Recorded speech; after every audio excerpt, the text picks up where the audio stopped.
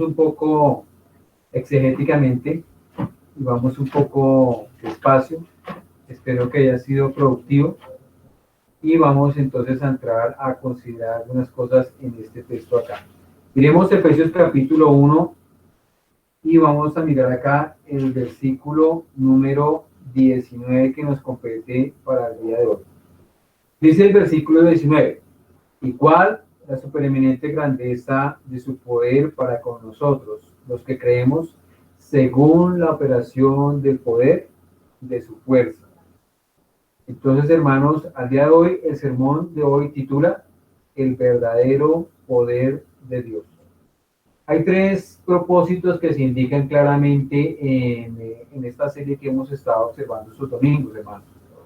Por un lado está que se habló de que el texto o el contexto allí inmediato, cortico, nos habla en el versículo 18 de saber, de conocer algo. ¿Qué? La esperanza. Segundo, nos habla de conocer qué, en el versículo 18, la herencia. Y de este conocer la herencia nos habla acá, gracias, nos habla acá de esa herencia de, no solamente la herencia, sino de la gloria de la herencia. Imagínense el tipo de herencia que es. Y en tercera instancia nos habla de una tercera cosa que la iglesia necesita conocer o saber. ¿Cuál? Versículo 19. Su poder. Pero no es cualquier poder.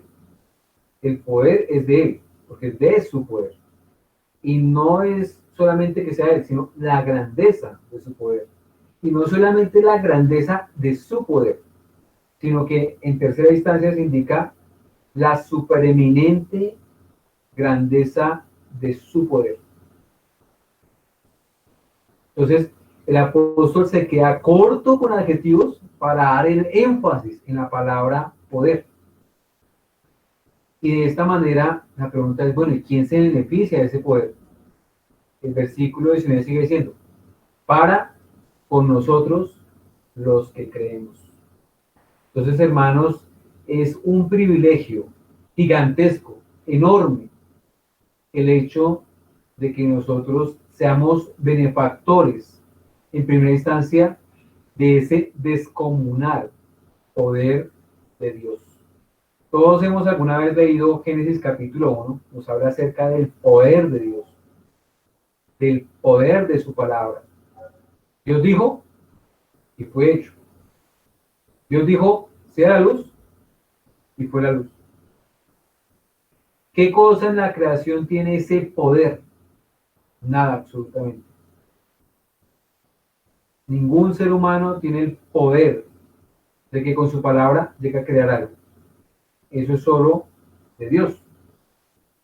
Cuando tú llegas a los evangelios, en los evangelios encuentras el poder de Dios en Cristo. Un poder descomunal, todo lo que Dios hizo a través de Cristo en su encarnación. Para algunos, hablar al día de hoy del poder de Dios va a resultar risorio, risible, inclusive para creyentes. Tanto será la incredulidad que se tiene en el poder de Dios, en el verdadero poder de Dios, que la iglesia prefiere seguir otro tipo de poder, otras manifestaciones de poder, porque no está conforme con el verdadero poder de Dios. No es suficiente. Ella quiere más poder. Y esto, hermanos, nos tiene que a nosotros consternar. Realmente, ¿cuál es el poder que nosotros estamos predicando acerca de Dios? ¿Saben por qué a día de hoy la iglesia asume esa actitud? Porque la iglesia ha impactado y ha minado el terreno de Dios a través de tres instrumentos, tres catapultas. Uno, el mundo. Dos, la carne. Tres, el pecado. Y el diablo sigue ahí con esa catapulta hacia atrás, tensionándola más, ¡pah! Y cada día logra ganar más terreno. De tal manera que ya no podemos inclusive decir que los siervos del diablo están allá con él, sino que ya han entrado a la iglesia. y de esa manera se ha hecho un daño letal al pueblo de Dios. Por eso el hecho de hablar al día de hoy de el poder de Dios para algunos suena risible. De esta manera quiero que miremos por un momento Primera de Samuel capítulo 4, hermano. Miremos Primera de Samuel capítulo 4. Primera de Samuel capítulo 4, versículo 11.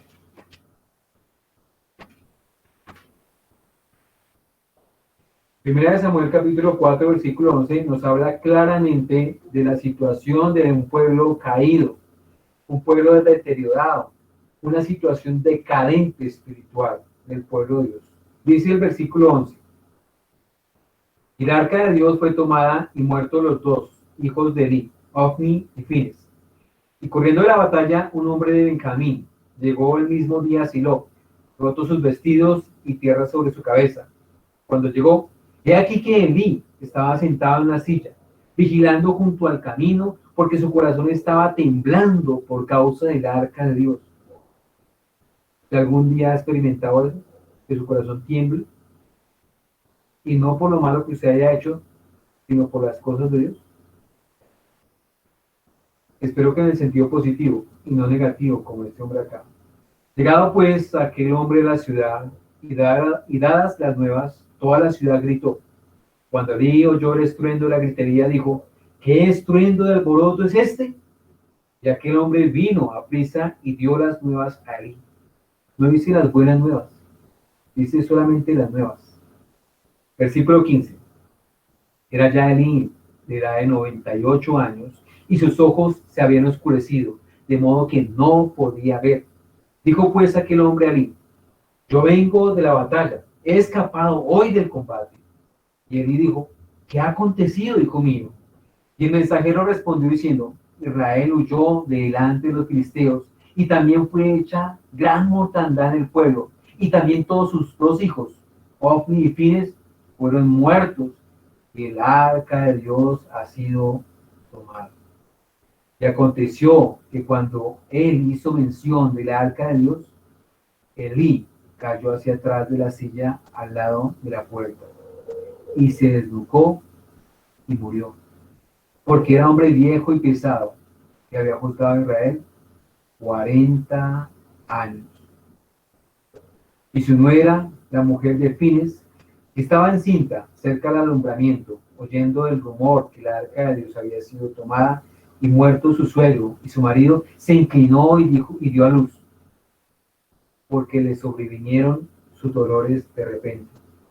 Y al tiempo que moría, le decía a las que estaban junto a ella: no tengas temor, porque has dado a luz un hijo. Mas ella no respondió, ni se dio por entendida. Y llamó al niño Icabod, diciendo: traspasada es la gloria de Israel, por haber sido tomada el arca de Dios, y por la muerte de su suegro y de su marido. Hermanos, esa realidad de la iglesia, del pueblo de Dios en el Antiguo Testamento, es nuestra realidad. Al día de hoy, hablar de Dios, hablar de la iglesia, es hablar, con todo respeto digo, de un mamarracho para el mundo. La iglesia no tiene poder, no tiene influencia. La gente habla de la iglesia y se comienza a reír. Y acabó en la condición de la iglesia hoy en día. Entonces, tratar ese versículo 19 de Efesios es algo bastante interesante y curioso, porque se nos habla de que la idea es que la iglesia sepa o le sea revelado que el verdadero poder de Dios, la supereminente grandeza de su poder, que le sea revelado. ¿Eso a quién? A la iglesia. Y si le he revelado y si le he dado a conocer a la iglesia, el mundo lo conocerá. Hermano, usted es de ese tipo de creyentes que estaban en aquel lugar. ¿Habían oficiales en aquel lugar? Sí. ¿Habían autoridades en el pueblo de Dios en aquel lugar? Sí. Pero autoridades corruptas, que metían la mano en las ofrendas del Señor por avaricia y tomaban de lo que no era suyo para sus decisiones egoístas. La viuda y el huérfano, descuidados, aguantando hambre, y ellos todos regordetos, que no caben entre la ropa de tanta avaricia que tenían en sus vientres y en sus corazones. ¿Cómo eran los procesos disciplinarios de la iglesia en aquel entonces? ¿Qué procesos disciplinarios había? Si los mismos oficiales eran una partida de corruptos y perversos. Aparte de eso, el pueblo, ¿cómo veía eso? El pueblo, como dice el dicho colombiano, comía callado. ¿Se daba cuenta de las cosas? Aquí no pasó nada. Vaya y usted diga algo, a ver, hermanos, ¿será que si alguien hubiera dicho algo del pueblo, Dios no lo hubiera respaldado? ¿Dios no hubiera estado con esa persona, con esa familia? Pero vemos acá un nivel de corrupción y de tolerancia al pecado impresionante. Los procesos disciplinares, judiciales, estaban en desuso. Eso no se hacía, eso no se conocía. Imagínense la cantidad de hijos y contumaces y rebeldes que habían huido de Israel. Los hijos de Eli tomaban a las mujeres y hacían con ellas lo que querían. ¿En dónde? En la casa de Dios, en la iglesia. No es así al día de hoy que uno escucha y ve cosas nauseabundas que salen en las noticias que denigran el santo nombre de un Dios santo y de un pueblo llamado santo, pero que realmente vive en pecaminosidad y rebeldía e incredulidad. Hermanos, la situación de Israel no era alentadora y hablar del poder de Dios en aquel entonces era algo visible, ridículo. Como le dijeron a Pedro, ¿tú de qué nos vienes a hablar? Así le hubieran respondido a cualquiera que le hubiera hablado a ellos del poder de Dios y más del verdadero poder de Dios.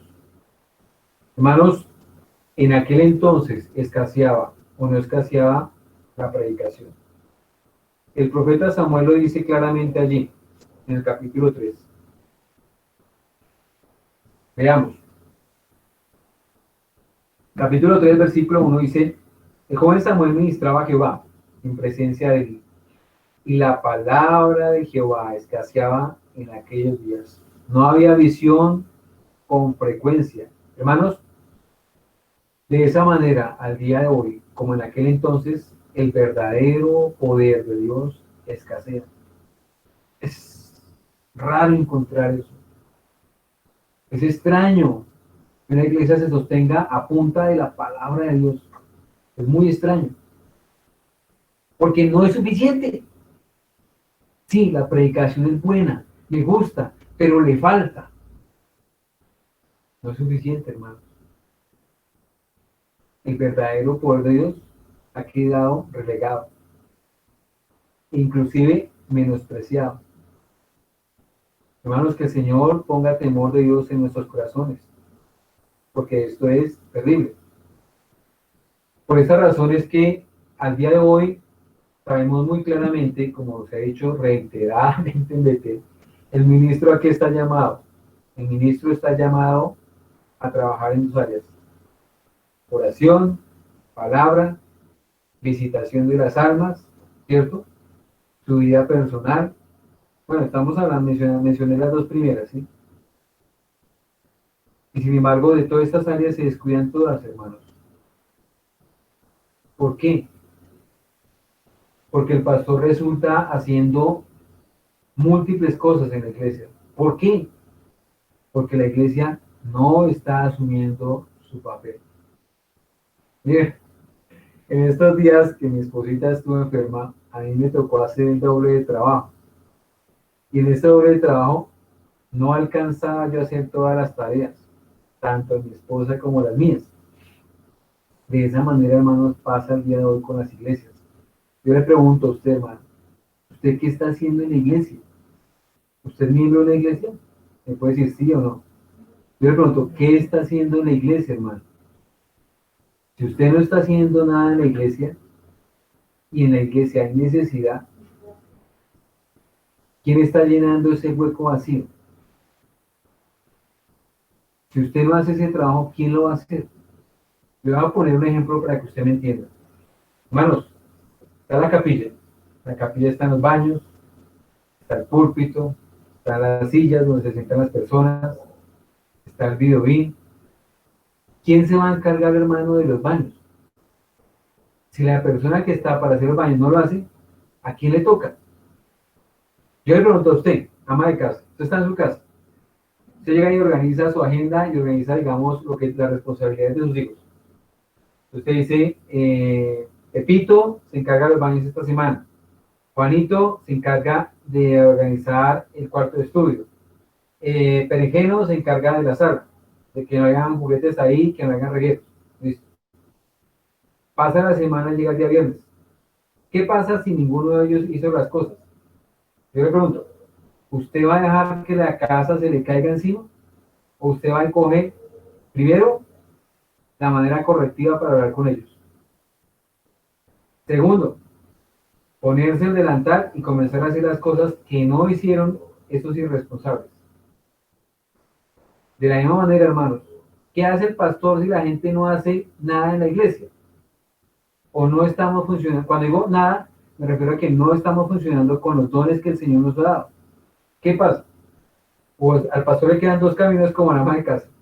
O se sienta y se queda que todo esté patas arriba, o la otra se pone el delante, o sea, la otra hace la exhortación de vida, llama a rendición de cuenta en procesos disciplinarios, en la primera instancia de exhortación personal, y después de haber hecho eso, se pone el delantal y comienza haciendo una serie de cosas que él no debe estar haciendo, pero que las sabe, perdón, pero que las tiene que hacer. ¿Por qué?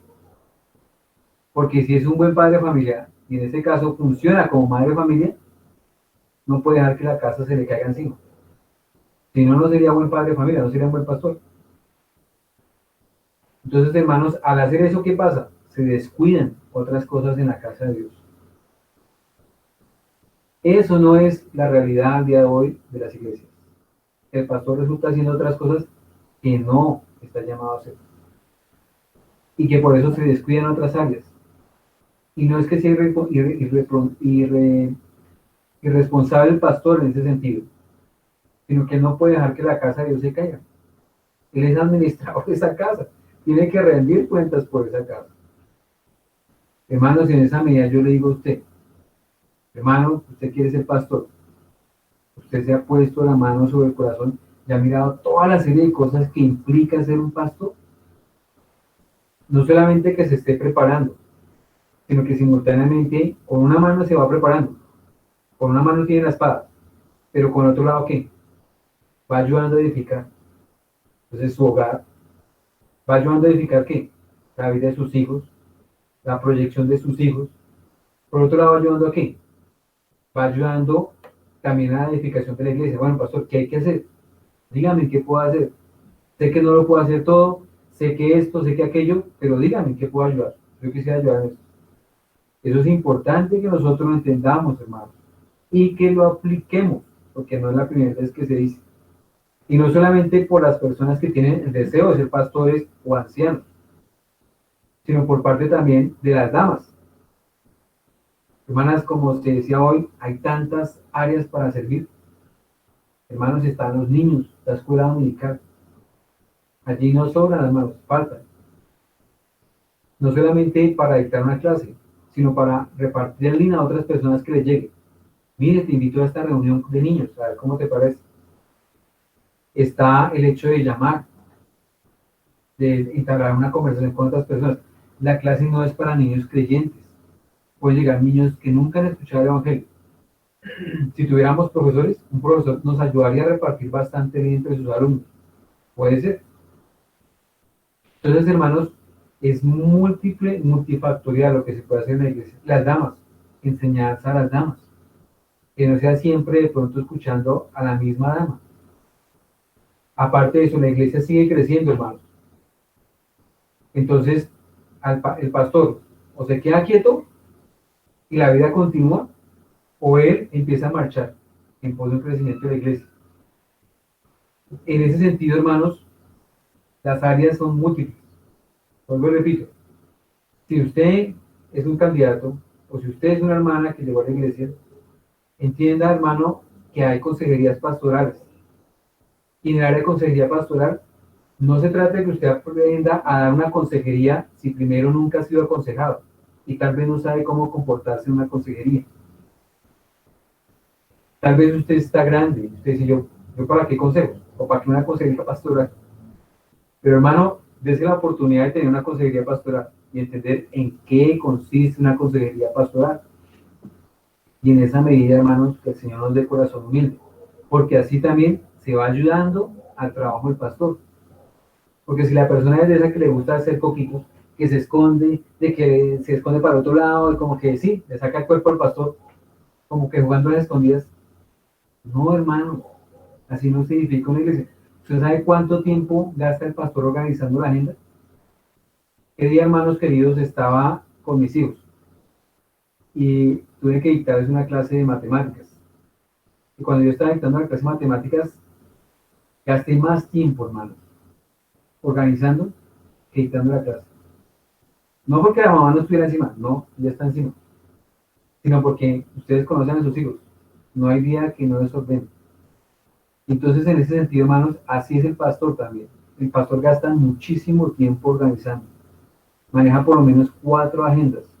Y las 4 agendas son no llenas, son saturadas, hermano. Yo apenas miro y digo, uy, ¿cómo? ¿Ya cuándo? ¿Ya qué horas? Pero esa es nuestra rutina, esa es nuestra vida, hermano. No solamente la agenda del pastor.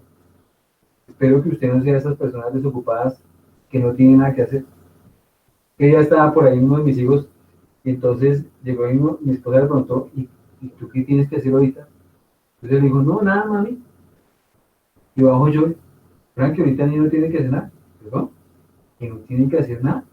Si él sabe, él tiene una agenda, él sabe que tiene esto, ¿cómo así que no tiene que hacer nada? Hermanos, que no seamos así en la casa de Dios. Que le pregunte a alguien, ¿y usted qué hace en la iglesia? No, pues yo asisto y yo leo mi Biblia, perdón. Por eso, hermanos, hablábamos hoy, recordando con las personas que están en el curso de membresía, los dones. Hermanos, recuerde usted los dones. Romanos capítulo 12, lea. Si usted no tiene un don de esos, tal vez usted no es creyente.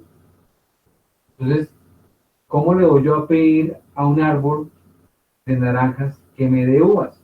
No se puede, hermano. Entonces, en ese sentido, la exhortación no se dirige a usted. Pero sí quiero que entienda que es preocupante que usted no sea creyente. Porque tal vez usted huele a azufre. Por más perfume que se echa, usted huele a azufre. Y el diablo tal vez le tiene engañado, haciéndole creer que usted es creyente. Que usted tiene corazón para estar en una iglesia, para sentarse a calentar puestos y no ver las necesidades que hay y no hacer nada. Imagínese, hermano. No, hermano, no, no, no, no. Vuelvo y repito, tal vez usted no es creyente. Si usted tiene un estómago así, mejor dicho, le pronostico, mejor dicho, tal vez va a tener un hígado graso con el tiempo. No, hermano. Uno tiene que tener, no tiene que tener estómago para estarse ahí como que la vida sigue. Yo sigo mi vida y ya. No, hermanos. Que Dios nos dé sabiduría para poder edificar la iglesia. Porque así como la mujer sabia edifica su casa, de la misma manera la mujer sabia edifica la iglesia de Cristo. Hermanos, el Señor nos va a pedir cuentas el día de mañana. No solamente por cómo yo edifiqué mi hogar, sino por cómo se edifica la iglesia de Cristo. Y el que la edifica no es el pastor. Todos participamos en esa edificación. Recordemos, Adán fue el primer respondiente. Bueno, mijo, ¿qué pasó? ¿Qué pasó acá? Y la en segunda instancia fue la mujer. De la misma manera, hermanos, para el día del juicio final, bueno, Pastor Francisco, ¿qué fue lo que pasó en Betel? ¿Por qué no pasó eso? ¿Por qué no hizo lo otro? ¿Usted qué estaba haciendo?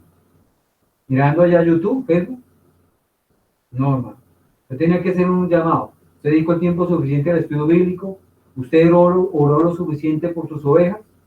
Usted hizo las consejerías correspondientes. O no lo dejaba. O no atendía las llamadas. Hermanos, cuando hablamos de una iglesia en reforma, es eso. Siempre, siempre reformada. Siempre reformándose. Siempre. Entonces nosotros debemos de esa manera entender, hermanos, el llamado del Señor. Entonces por eso, hermanos, los espacios de oración y ayuno son supremamente claves. Hermana, tal vez usted no nos pueda ayudar predicando, porque Dios no le ha llamado a eso, en un púlpito. Pero ahí están los niños, están las damas. Ustedes saben muy bien el grupo de personas de qué sexo es mayor en las iglesias. Y en tercera instancia, hermanas, la oración es clave o no es clave. Mire, Spurgeon decía, yo me debo a las oraciones del pueblo. No era por su grande antilocuencia, no. Era las oraciones del pueblo de Dios, hermanos. Entonces, en esa medida, hermanos, los espacios de oración, los miércoles de oración, los ayunos, son supremamente claves. La reunión más clave y el termómetro de una iglesia es el miércoles. Si usted, hermano o hermana, no considera importante estar el miércoles, tal vez usted tiene su temperatura bajo cero, está frío. La oración del miércoles es clave, no es opcional, no es si me queda tiempo. La oración del miércoles es supremamente clave, hermanos. Que el Señor nos dé entendimiento en ese sentido y nos dé humildad, porque hay múltiples cosas para hacer, hermanos. Pero las únicas reuniones que pedimos con prioridad y urgencia que usted esté, domingo y miércoles, porque necesitamos de la oración. Una iglesia que ora unida es un pueblo fuerte, pero cuando comienzan a haber inasistencia de los hermanos, cuando toca llamarlos, cuando toca rogarles para una cosa, para la otra, no, hermanos, así no se edifica una iglesia. El pastor se desgasta mucho en eso. Y no solamente el pastor, sino la secretaria. La hermana tiene que agendar, voy a llamar a este hermano para tal cosa. Voy a llamar o voy a enviar un WhatsApp a este hermano para tal cosa. Y el hermano se lo olvida. Entonces, ¿qué tiene que hacer ella? Otra vez vuelva y agenda. Y el hermano después no se le olvida, sino que no tiene tiempo. Entonces, ¿qué tiene que hacer ella? Vuelve y agenda. Hermanos, eso es una falta de respeto, hermano. Ustedes tienen que entender que si en el mundo usted tiene esa esencia de atender a una secretaria, a un jefe, en la iglesia usted tiene que tener la misma reverencia por los siervos del Señor. Es importante que usted saque tiempo para eso, porque de esa manera usted no traba y estorbos al crecimiento de la iglesia. Hermanos, hay hermanos que todavía no han presentado la entrevista de membresía, y no porque la secretaria no les hubiera hecho, sino porque ustedes no se han organizado en su tiempo. Que salen cosas y que impiden eso, sí, pero eso no es excusa, hermanos. Yo le pregunto, cuando usted entró a la empresa, ¿usted también debe todavía la entrevista de ingreso a la empresa? ¿Usted sabe por qué oramos en la iglesia? Porque Colombia no sea un país de tanta tramitología, trámites, trámites, trabas, trabas.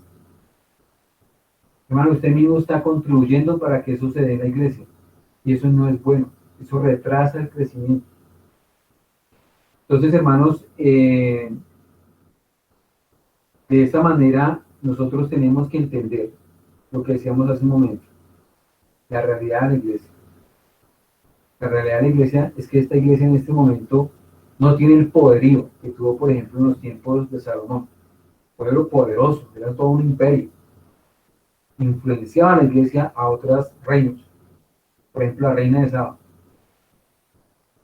Pero hoy en día la iglesia es una iglesia raquítica, no tiene esa misma fuerza, ese mismo poder, ese mismo poderío.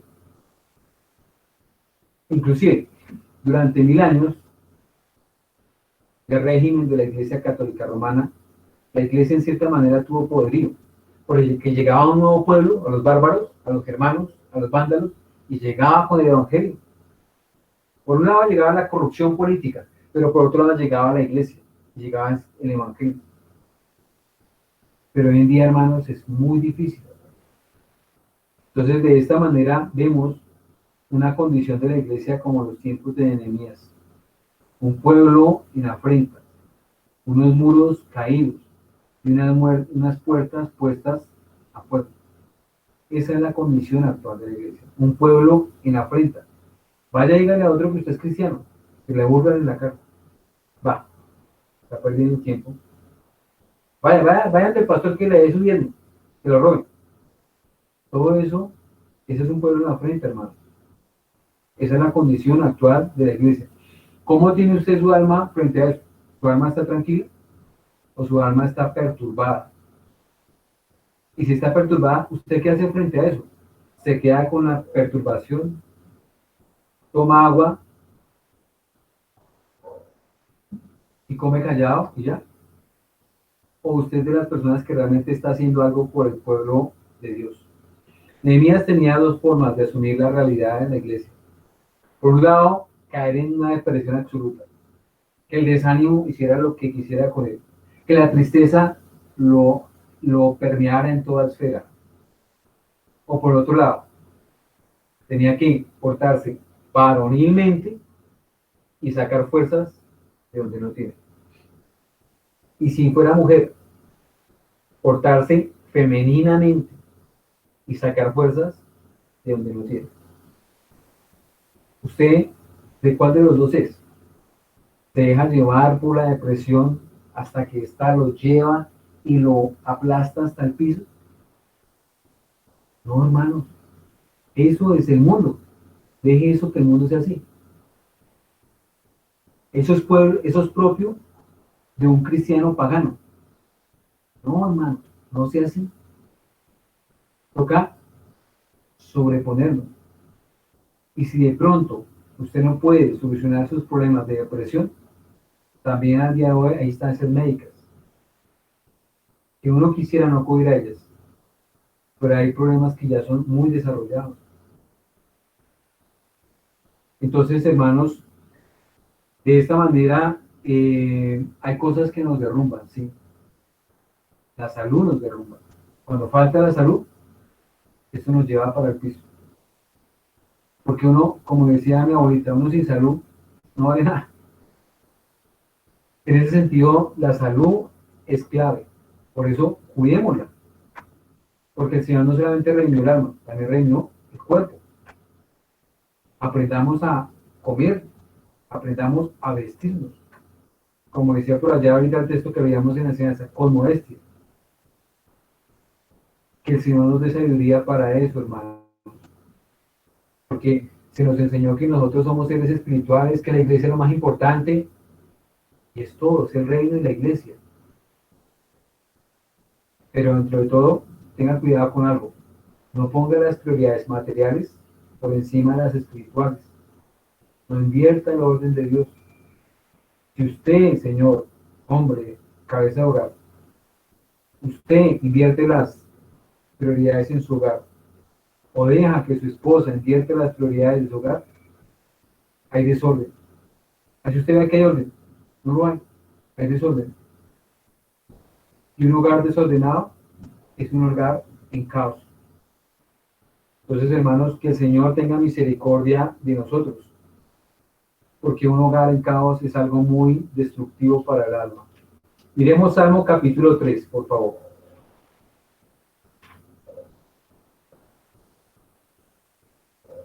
Salmo capítulo 3, versículo 1 y versículo 2. Dice así: Oh Jehová, cuántos se han multiplicado mis adversarios. Muchos son los que se levantan contra mí. Muchos son los que dicen de mí: no hay para él salvación en Dios. Hermanos, si usted mira el contexto de ese salmo, es una situación muy difícil. Yo nunca he escuchado, pero sí he leído. Voy a acercar un poco más acá por el sonido de pronto. Nunca he escuchado, pero sí he leído de una persona que sea perseguida por su propio hijo para que la mate. Ese es el contexto del capítulo 3 de este salmo. David estaba siendo perseguido por su propio hijo para que lo mataran. Hermano, tal vez su hogar no llega a una situación así. Y ojalá nunca lo esté en una situación así. Pero sin lugar a dudas, hermanos, eso lo lleva a uno a una depresión, ¿o no? Que su propio hijo lo quiera matar. Tal vez su hijo no lo quiere matar con un cuchillo, un revólver, pero tal vez en su soberbia y por así decirlo, sin querer, cada vez que le produce a usted una tensión alta, cada vez que produce que se le revuelque por allá la bilis, puede matarlo a través de un derrame cerebral o un ataque de hipertensión.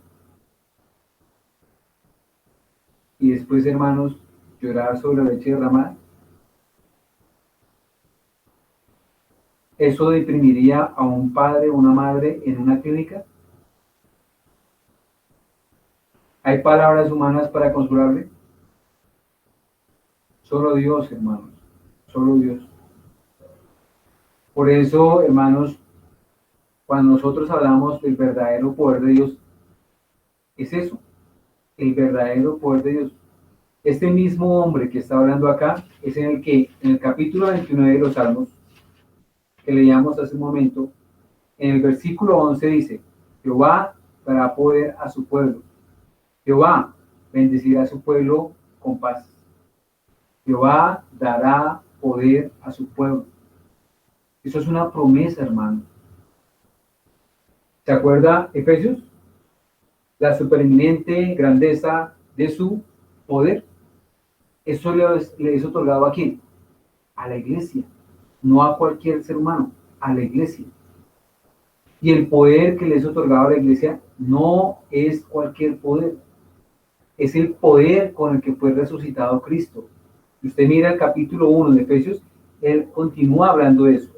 Y dice: con el mismo poder que Dios Padre resucitó a Cristo, con ese mismo poder obra en nosotros, para santificación, para revelación.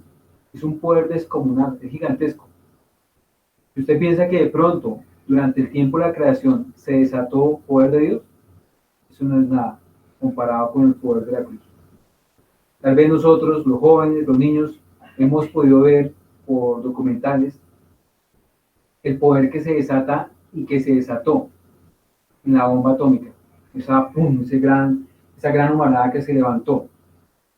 Sin embargo, eso no es nada comparado con el poder que se desata en el proceso de la santificación de una vida, en el proceso de ser un perverso a ser un justo, en el proceso de morir a mi yo para que viva Cristo en mí. Es un poder descomunal que se desata allí. Miremos por ello Job, capítulo 26. Job conocía muy bien el poder de Dios. Y él sí nos puede hablar acerca de ese verdadero poder. Versículo 2. ¿En qué ayudaste al que no tiene poder? ¿Cómo has amparado al brazo sin fuerza? ¿En qué aconsejaste al que no tiene ciencia? ¿Y qué plenitud de inteligencia has dado a conocer? ¿A quién has anunciado palabras y de quién es el espíritu que de ti procede? Las sombras tiemblan en lo profundo, los mares y cuanto en ellos mora. El Seol está descubierto delante de él, del Señor, y el Abadón no tiene cobertura. Él extiende el norte sobre vacío, cuelga la tierra sobre nada. Ata las aguas en sus nubes, y las nubes no se rompen debajo de ellas. Él encubre la faz de su trono, y sobre él extiende su nube. Puso límite a la superficie de las aguas, hasta el fin de la luz y las tinieblas. Las columnas del cielo tiemblan, y se espantan a su reprensión. Él agita el mar con su poder, y su entendimiento hiere la arrogancia suya. Su espíritu adornó los cielos, su mano creó la serpiente tortuosa. Y aquí, estas cosas son solo los bordes de sus caminos, y cuán leve es el susurro que hemos oído de él. Pero el trueno de su poder, ¿quién lo puede comprender? Si notan, hermanos, todas estas obras que Dios ha hecho en la creación, con el mar, con el universo, con el sol, con el hecho de que la tierra cuelga sobre nada, todo eso no muestra sino cuán leve es el susurro que hemos oído de él. Todo eso no es sino un simple susurro de poder. Pero el trueno de su poder, ¿quién lo puede comprender? ¿Quién es ese trueno de su poder? Sino la cruz de Cristo. ¿O quién puede comprender las inescrutables riquezas de su gracia? ¿Quién puede revelar al que se esconde en luz inaccesible? Solo Él. Hermanos, se necesita más poder, muchísimo más poder. No solamente para llegar a conocer el verdadero evangelio y el verdadero poder de Dios, sino que aparte de eso, para que realmente el Señor traiga su reino sobre nuestros hogares. El Señor dijo, el reino de Dios no consiste en comida y bebida, sino en poder. Por eso Jesús nos enseñó una oración modelo. Venga tu reino. Necesitamos poder, hermanos, para que la iglesia se levante y realmente impacte en un barrio, en una localidad, en un departamento, en una ciudad, en un país, en el mundo. Hermanos, hay países donde se censura a los predicadores. Y hay iglesias hoy en día donde se censuran a las iglesias y se les dice, ustedes pueden abrir como iglesia, pero tienen que predicar tal cosa. Si no, no pueden abrir. ¿Qué iglesia es eso, hermano? ¿Qué poder es ese? Conoceré la verdad, y la verdad que os hará libres del poder del diablo. ¿Sabe por qué su hijo es como es? ¿Sabe por qué su hijo no le obedece? ¿Sabe por qué su hijo no quiere escuchar el evangelio? ¿O su hija? Por el poder que tiene el diablo, el engaño bajo el cual lo tiene. Ahí lo tiene preso. Ahí lo tiene como un ratón de laboratorio, de un lado para otro. Está bajo el poder de él. Y no solamente de él, del mundo, de la carne y del pecado. Y ahí está encerradito. Y él como ratón de laboratorio dando vueltas para un lado y para otro. Y no hace nada con su vida. Conoceréis la verdad, y la verdad os hará libres. Hermanos, la verdad tiene poder, tiene mucho poder. Es el trueno de Dios. Si en la creación vemos poder, en el acto de la predicación hay más poder. Que sea el Señor dándonos fe y gracia para creer esto. Porque de esa misma manera fue que Dios invistió en su momento a santos varones de Dios. Por eso leamos Lucas capítulo 1. Lucas capítulo 1, versículo 17. Dice varias características del verdadero poder de Dios. Y en este sentido que hablamos del verdadero poder de Dios, nos referimos al hecho de que la iglesia se levante con poder. Porque a veces la iglesia se levanta haciendo coquitos. Le da como miedo a sumarse, como que el mundo le da miedo, como pena. Mejor escondámonos, mejor hagamos todo virtualmente. No, hermanos, hay que salir, hay que enfrentar las cosas con valor. Oramos porque Dios nos dé valor. Pero nada nos sirve si nosotros no damos el primer paso de fe. ¿De quién es el reino de Dios, hermanos? De los valientes, no de los cobardes que están allá escondiéndose. No, hay que seguir y hay que salir adelante. Lucas capítulo 1, versículo 17.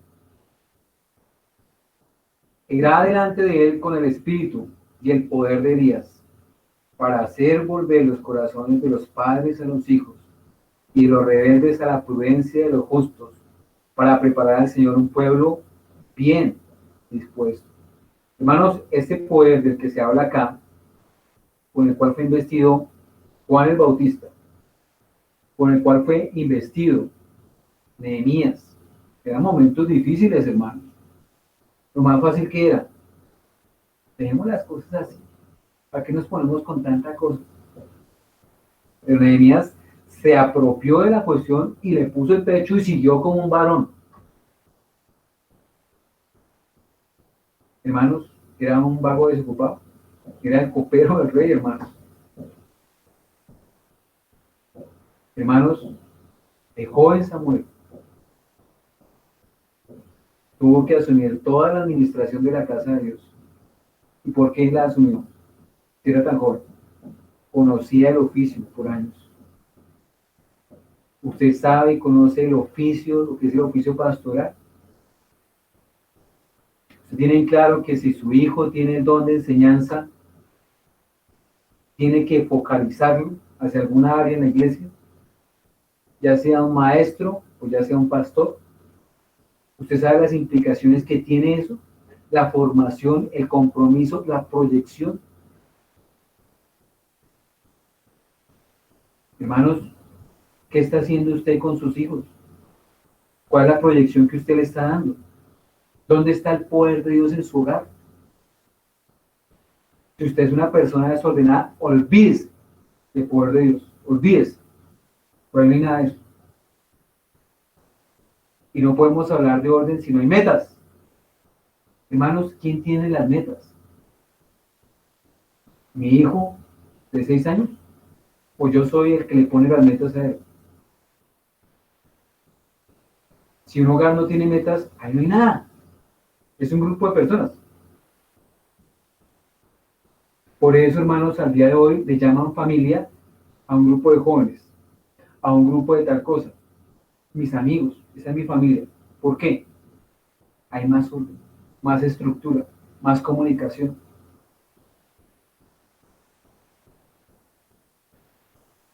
No es raro que a la familia al día de hoy no le llamen familia. ¿Usted tiene claro eso? ¿Usted sabe qué es una familia? Hace poquito estaba con mi esposa, estábamos organizando una cosa, y entonces ella me preguntó, bueno, ¿y cuál es la definición de familia? Porque yo estoy enseñándole a mis hijos esto y esto, y necesito tener ese concepto claro. Buena pregunta, le hicieron al pastor ahí. Yo soy especialista en teología, en una de las áreas de teología, pero esa área es más teología práctica. Y me pusieron una buena tarea ahí. Ahora, yo lo reto a usted, porque es que todo no se le puede dar masticado a la gente. Se tiene que entrar a entender que tiene que estudiar. ¿Usted sabe lo que significa una familia? Usted en la iglesia está, y si le habla de edificar un hogar, una familia, usted sí, sí, sí, sí. ¿Usted sabe qué es eso? Déjeme decirle solamente una cosa. Si usted no es una persona de metas, si usted no es una persona que tiene eso como principio, olvídese que usted tiene un hogar organizado, porque no lo tiene.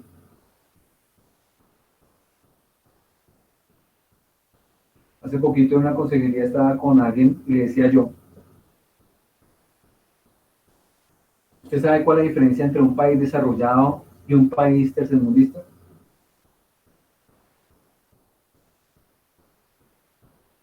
El país desarrollado se dice que es desarrollado ¿por qué?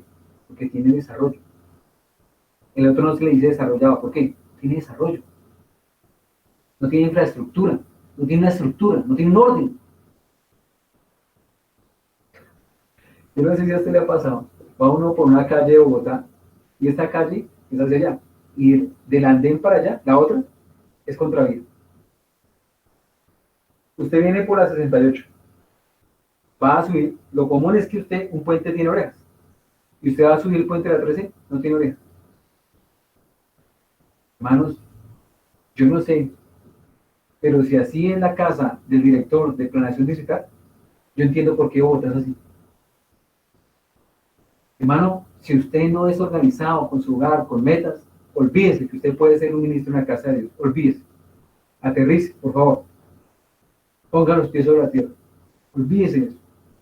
Mejor dicho, dedíquese a otra cosa. Hermanos, le decía yo a esta persona en la consejería, un indígena no tiene metas, un indígena no tiene una agenda, no se organiza. Él vive, porque toca vivir, sale, va, trabaja, come y hace sus cosas y ya. Hermanos, los colombianos, la única diferencia entre nuestros indígenas cuando nos visitaron los españoles y nosotros es la ropa. Seguimos siendo durante todos estos años y siglos un pueblo indígena. Eso es un pueblo subdesarrollado. No hay orden, no hay metas, no hay organización. Bueno, que ellos tenían chozas y nosotros unas chozas más sofisticadas con cemento. Porque cuando hablamos de desarrollo hablamos de que la infraestructura inclusive y la parte urbanística tienen criterios de alta calidad, un alto nivel de vida. A algunos no les va a gustar lo que voy a mencionar, pero ella bajaba por el centro y pasaba una persona extranjera. Y decía, Colombia is nothing. Es decir, Colombia no es nada. Puede sonar fuerte, pero es real. Solamente lo invito a que usted considere eso. ¿Por qué? Porque cuando la iglesia entra, y hay una iglesia de verdad, se nota, hermano, en la vida de los hogares. Hay orden, hay metas, hay proyección para los hijos. No esperemos que él escoja a ver, que llegue a tener 30 años y escoja a ver qué quiere estudiar. No, hermanos. Miren, Jesús era el hijo del carpintero. Ella sabía desde chiquito lo que le esperaba cuando grande. Su papá se le adelantó a sus planes. Por lo menos, si él no sabe qué quiere ser a los 18 años, por lo menos que aprenda los artes de su papá. O de su mamá, no sé. Pero que aprenda. Pero no podemos, hermanos, seguir pasando y hablando de que hay una iglesia en Colombia, hay una iglesia en Colombia, cuando no impacta la sociedad. No, hermano. El texto dice claramente acá, e irá delante de él con el espíritu y el poder de Elías. Hermanos, a la iglesia se le otorga poder, al ministro se le otorga poder. ¿Y qué pasa con ese poder que no impacta? ¿Qué pasa? Que la iglesia no está haciendo su trabajo y la misión que el Señor quiere que haga. Para que esto se dé, se tiene que dar lo que dice allí. Para ese poder de Dios tiene un objetivo, una meta, para hacer volver los corazones de los padres a los hijos. Y cuando habla así de padres, no solamente son los padres, sino los abuelos, ¿sí? Y más antecesores. ¿Y qué es hacer volver el corazón de los padres a los hijos? A que haya un arrepentimiento y un perdón de pecados. Hijo, perdónenme, porque yo lo he orientado mal. Hijo, yo hago esto con usted porque eso fue lo que hicieron conmigo. ¿Sí? Cuando hablamos de un fondo cristiano, hermanos, bíblico, es otro tipo de cristianismo. Mire, cuando llegó la reforma, llegó con todo. Tanto sería, tanto impacto en el mundo, que tuvieron durante, a los pocos años que hablar de el ciclo de las luces, que hablar de el ciclo de la ilustración. Tanto sería, impactó en todas las áreas. Pues no vengan a decir que hablamos de un cristianismo, hablamos de una iglesia, cuando la iglesia no impacta en la sociedad, en el estudio, en las ciencias, en la medicina, en toda área, hermano. Entonces los padres comienzan a cambiar y comienzan a entender que deben volver su corazón hacia sus hijos, su tiempo hacia sus hijos. Transmitirle su conocimiento ¿a quién? A sus hijos. Si no les transmite su conocimiento, sus vivencias, ellos no van a crecer. Y van a ser, nuestros hijos de la congregación van a ser los mismos hijos del mundo, sino que con el rótulo de cristianos. Eso y nada es casi lo mismo, ¿o no? No, hermanos, de eso no se trata. Mire, usted tiene que tener en claro como padre dos cosas, hermano. Ojalá note eso. Si usted no nota el resto, por lo menos anote esto. Uno, Es cierto, usted no puede hacer a su hijo creyente, eso debe tenerlo claro. Pero por lo menos usted sí está mandado y tiene la responsabilidad delante de Dios y delante de este video y delante del día de juicio final, que va a ser como un gran video que nos va a mostrar, y que allí usted va a tener que recordar que por lo menos tiene que ser un buen ciudadano. Esa es la meta que usted tiene que tener con su hijo. No que sea un médico, no que sea un ingeniero, no que sea el presidente de Colombia. Si lo llega a ser, amén. Pero que sea un buen ciudadano, una persona responsable, una persona que tiene norte claro, que usted le enseñó. Puede ser que sea necio, sí. Puede ser que sea rebelde, sí. Pero ¿saben qué? Uno en su fuerza no puede cambiar a un necio. Uno en su fuerza no puede cambiar a un rebelde. Pero uno con el poder de Dios y puede, ¡pum!, aplastar la cabeza de un necio. Hay hijos que no quieren y no quieren y no lo van a hacer. ¿Quién es el único que puede hacer que, ¡pum!, sea sometido un necio? Porque está dicho que en el día del juicio final se doblará toda rodilla ante el Señor. Tenemos que esperar hasta el día del juicio final para ver esa realidad de que Dios quebrante la voluntad de los inquebrantables, necios y rebeldes. Llámese un hijo rebelde, llámese un jefe rebelde, un jefe que ni teme a Dios ni agrada a los hombres, o llámese un esposo dictador, o llámese una esposa necia.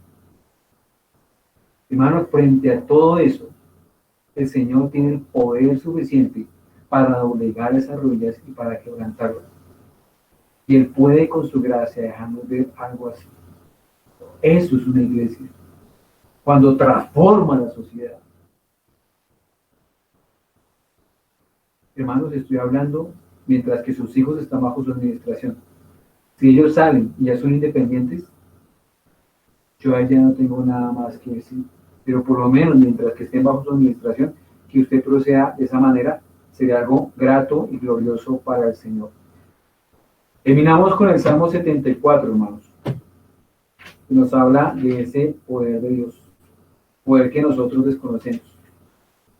Un día se habla de poder de Dios en otros términos que usted conoce muy bien. Y otro sector de la iglesia ni siquiera menciona el poder de Dios, porque eso para qué, eso suena como muy de otras denominaciones, ¿sí?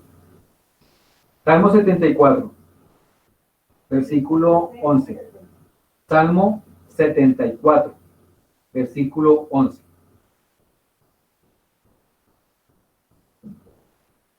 Dice allí el Salmo 74, versículo 11. ¿Por qué retraes tu mano? ¿Por qué escondes tu diestra en tu seno? Pero dirá Dios, pero dirá, Dios es mi rey desde tiempo antiguo, el que obra salvación en medio de la tierra. Dividiste el mar con tu poder, quebrantaste cabezas de monstruos en las aguas, magullaste las cabezas del Leviatán. No tiene una cabeza, parece que era un monstruo de varias cabezas. Y lo diste por comida a los moradores del desierto. Abriste la fuente y el río, secaste ríos impetuosos. Tuyo es el día, tuya también es la noche. Tú estableciste la luna y el sol. Tú fijaste todos los términos de la tierra. El verano y el invierno, tú los formaste. Hermanos, sigan leyendo el capítulo en su casa. Quiero centrarme en el versículo 14. Magullaste las cabezas del Leviatán. Recordemos cómo Job describe al Leviatán. Era un monstruo de monstruos. Ese animal daba miedo. Era como un dragón. Y no era algo fantasioso. Era algo real. Dios creó ese animal. Tal vez tendría la apariencia de un dinosaurio, pero dice que botaba como fuego y que bajaba como hasta las profundidades del mar. Era como un anfibio o un reptil, no sé. Pero lo claro del asunto, hermanos, es que aquí dice, magullaste las cabezas del Leviatán. Hermanos, no había hombre que no le tuviera miedo a ese animal. Una fiera impresionante. Pero aún así dice que el Señor magulló las cabezas del Leviatán. Hermanos, ¿Cuál es su leviatán? Ante el cual usted tiembla, ante el cual usted es un cobarde, ante el cual su corazón tiembla, que usted le da miedo decirle algo, acercarse. ¿Cuál? Todos tenemos un leviatán. Hermano, usted se ha doblado de rodillas y ha tenido la oportunidad, no sé si decir el gusto, de estar face to face ante el diablo y sus ministros, porque el Señor está en todo lado. Espero que usted haya estado de rodillas y haya podido contemplar al Señor en oración, pero también el Señor a veces nos revela a nuestros enemigos. ¿Sabe lo que es eso, hermano? Que usted tenga que mirarlo al frente, a los ojos, o usted solamente ha visto al diablo en las calles con falda y escotes sensuales. Esa es una forma de verlo. Pero otra cosa es que usted tenga que enfrentar una oración. ¿Dios se le ha revelado realmente en oración? ¿Sabe usted lo que es orar? Hermanos, magullaste las cabezas del Leviatán, dice el Señor. Hermano, ese jefe tiránico, como decíamos hace un momento, ese hijo altanero, esas grandes naciones, o esos ricos millonarios que invierten dinero en todo lo que va en contra del Rey de Gloria, en todo lo que va en contra de los principios del Rey de Gloria. El Señor dice, magullaste las cabezas del Leviatán. No solamente las destrozó, las magulló.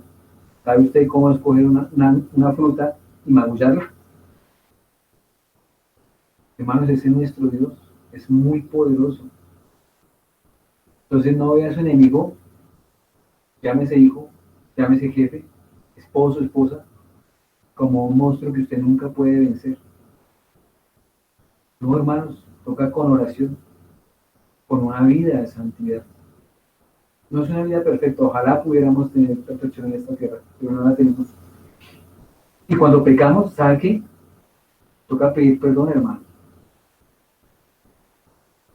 Eso es tal vez lo que nos diferencia grandemente de los ángeles. Ellos son perfectos, pero nosotros somos pecadores, somos santos pecadores. Y en ese sentido, como santos, vivimos en santidad. Y como pecadores, cuando pecamos, pedimos perdón. ¿Y cuándo debemos pedir perdón? Todos los días, hermanos, todos los días. Entonces la hermana no se canse de perdonar al esposo, ni el esposo no se canse de perdonar a la esposa. Claro, no convirtamos la gracia de Dios en libertinaje. Ya, como yo sé que me perdona, pues mañana le pido perdón y sigo haciendo lo mismo. No. Pero hermanos, que el Señor nos dé entendimiento de su gracia en este sentido. Porque realmente ahí está el verdadero poder de Dios. El verdadero poder de Dios está, como decía el Evangelio de Lucas, el Espíritu del Señor está sobre mí, por cuanto me ha ungido para dar buenas nuevas a los pobres. Me ha enviado a sanar a los quebrantados de corazón, a pregonar libertad a los cautivos y vista a los ciegos, a poner en libertad a los oprimidos. Hermanos, ese es el verdadero poder de Dios. Hermanos, nadie más puede sacar a los cautivos a libertad. Nadie más puede dar vista a un ciego, hermanos. Eso es una obra de Dios. Y el que no reconozca eso, uy, no, qué necesidad tan terrible. Y por eso dice allí, Él sana a los quebrantados de corazón. Tal vez usted tiene su corazón quebrantado por todas esas humillaciones que le han ocurrido en su trabajo, o por cómo su hijo, su hija le trata. Pero Señor, el Señor conoce eso. Y el Señor conoce lo importante que es, con una mano, darle afecto y cariño, pero con otra, disciplina. Si usted solamente da una sola mano, como hacen los del mundo, su hogar terminará como los del mundo. Y si usted solamente da la otra mano, tu hogar también terminará tal vez como el otro sector del mundo. Por eso es importante los dos, hermanos. ¿Y quién es perfecto en esa edificación de la iglesia? Por eso necesitamos el perdón y la sabiduría de Cristo. Oremos al Señor dándole gracias a Dios por el verdadero poder de Dios. Esperamos en él.